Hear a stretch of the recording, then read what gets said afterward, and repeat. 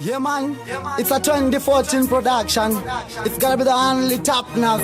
Nimpada, Era Smashy, a top shot at Cliff Cross. Talking about Rama Ghetto use, right there. Unokita seguro.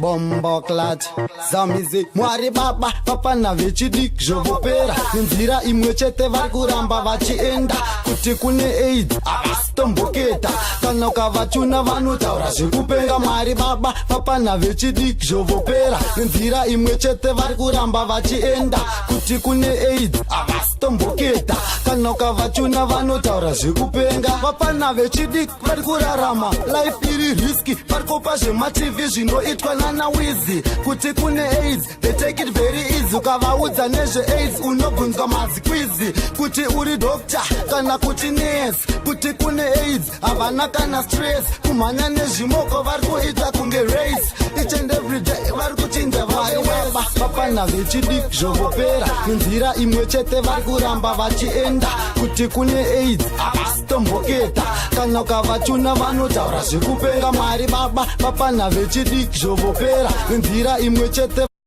vachienda kuti kune AIDS avasitomboketa kana ukavachuna vanotaura zvekupenga kumhanya nezvimoko vari kuita kunge game kuchinjanisa zvimoko vari kuita kunge game kurara nemabhebhi vari kuita kunge game vachona kuvaudza don't give a damn kumhanya nezvimoko vari kuita kunge game kuchinjanisa zvimoko vari kuita kunge game kurara nezvimoko vari kuita kunge game vachona kuvaudza don't give a damn mwari baba papana vechidik zhovopera nenzira imwe chete vari kuramba vachienda kuti kune AIDS avasitomboketa kana ukavachuna vanotaura zvekupenga mwari baba papana vechidik zhovopera nenzira imwe chete vari kuramba vachienda kuti kune AIDS avasitomboketa kana ukavachuna vanotaura zvekupenga.